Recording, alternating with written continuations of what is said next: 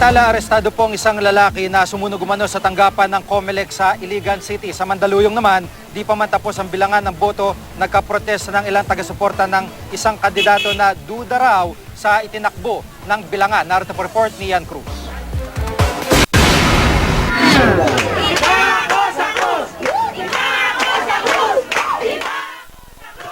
Maaga pa lang ay nangalampag na ang mga taga-suporta ng barangay captain candidate ng Barangay Ibaba sa Mandaluyong na si Edwin Santa Maria ang protesta kaugnay sa lumalabas na resulta ng botohan nitong Lunes. Anila, biglang lumamang sa bilangan ng boto ang katunggali ni Santa Maria na si Jojo Cruz.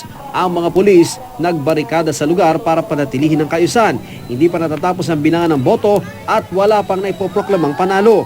Plano ng kampo ni Santa Maria na maghain ng reklamo sa COMELEC. Para naman sa kampo ni Cruz, aantayin muna nila ang pinal na resulta ng botohan bago magbigay ng pahayag kaugnay sa issue.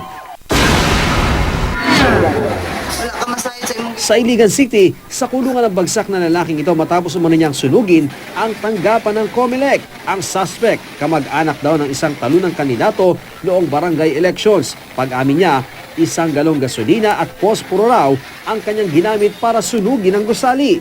Isang pulis na nagbabantay sa tanggapan ang namatay sa insidente. Umabot sa Task Force Bravo ang sunog. Tinataya namang aabot sa 800,000 piso ang halaga ng pinsala nito. Kagawad ko. Naging mahigpit ang tunggalian ng maglolang kandidato sa pagkabarangay captain sa Buayahon, Santa Barbara, Iloilo. Naiproklamang panalo ang lola. Isang boto lang ang labang niya sa kanyang apo. 23 taon nang nasa serbisyo ang kapitana sa barangay. Hinala naman niya na mili raw ng boto ang apo kaya nahati ang boto ng mga residente. Itinanggi naman ito ng kanyang apo.